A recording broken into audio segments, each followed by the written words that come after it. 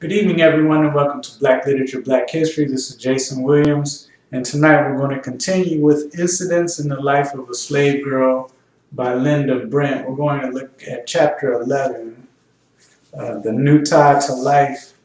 And I'm only going to do a few more videos on this narrative and then move on to some new things because I just want to point out a few things. We are halfway done with this book, and it's great to note that looking at these slave narratives is very important for these ex-slaves or these authors of the narratives to demonstrate to America and those who don't live on slave plantations what was going on the slave plantations. These narratives were written to aid the abolitionists in abolishing slavery. So the majority of these narratives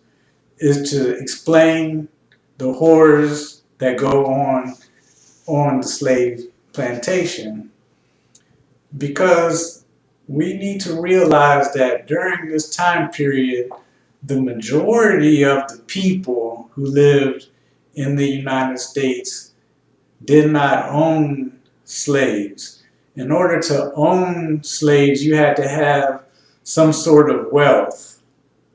If you didn't have wealth, if you didn't have money, if you didn't have a plantation, you didn't have any slaves.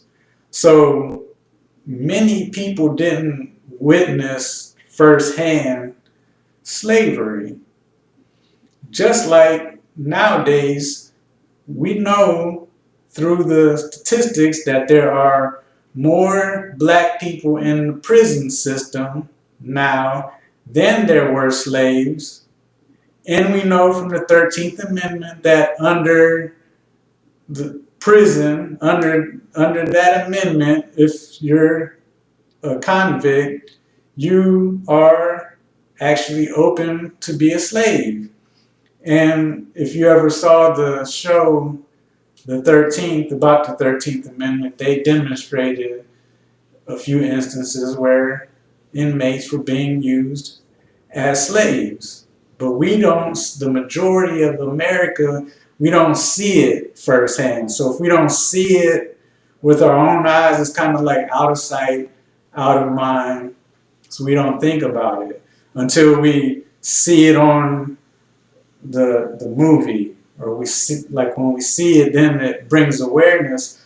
So that's what these slave narratives are bringing awareness to those who don't witness the occurrences on a daily basis. And so I'm only going to do a few more videos on this narrative, and then I want to move on to another narrative where I won't do the entire narrative, but I'm going to do a narrative about a slave who came from Africa, and he talks about being captured and taken from southern Nigeria and being sold into slavery. And I believe that'll be very interesting. So, Harriet Jacobs is starting to move from explaining what's going on in the plantation as a whole in this chapter to her personal life and her personal struggles.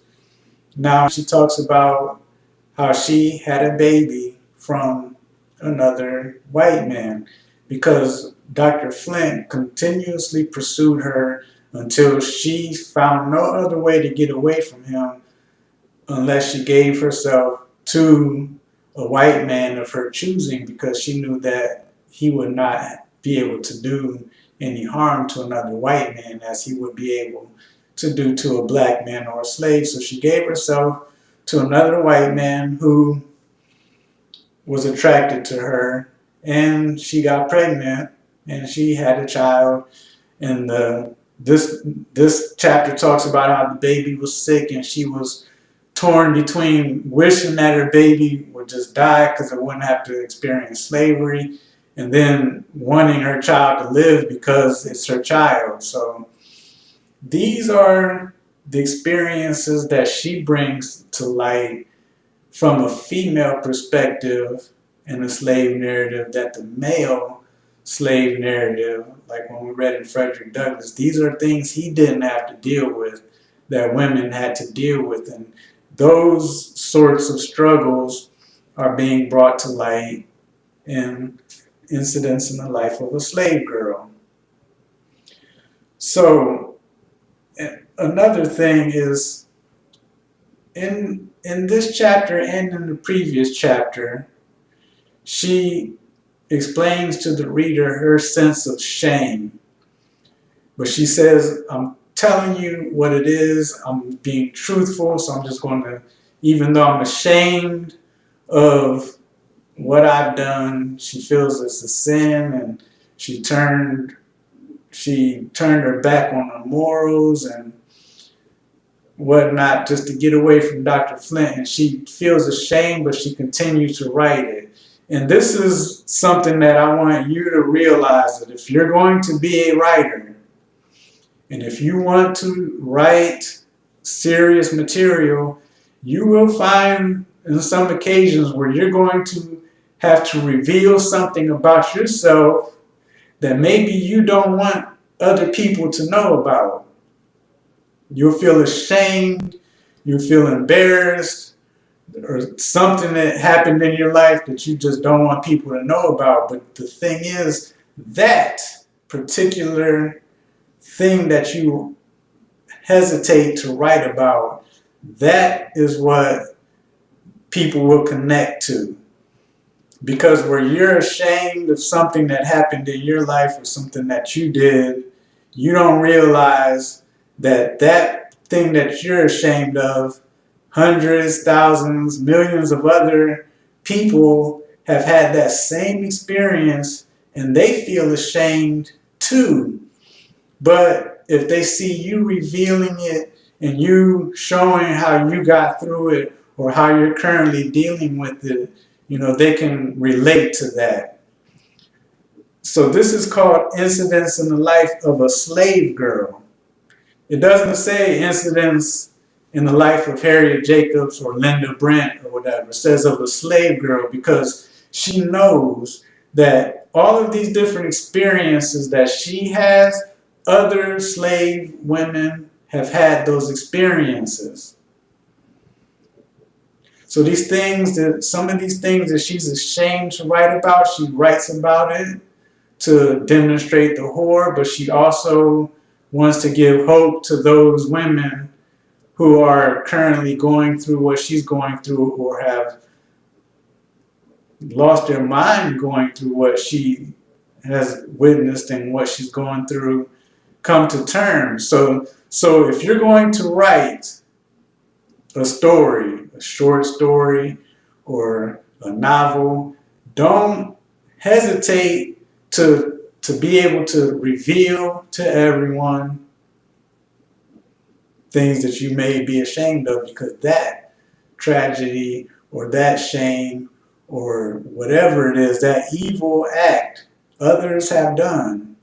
So don't be afraid to reveal that. And that's what happened in this chapter. I mean, that's what I was getting. That's what I noticed that when I was reading this, because I've written a few stories myself that they weren't published, but you have to, sometimes you find yourself faced with that dilemma. But that's what makes a story real, because things that you've experienced, other people have. So, Incidents in the Life of a Slave Girl, Harriet Jacobs, and that's chapter 11. And this, like I said, in this chapter, she's just talking about her interactions with Dr. Flint after she revealed to him that she was pregnant. And then she talks about her struggle with wishing that her child was dead. And then when the child was sick and on the brink of death, she wished him to live, and in the end, he lived. And she has some more children as the narrative goes on. And she, like I said, she's moving more into her particular struggle, not the setup of the slave plantation.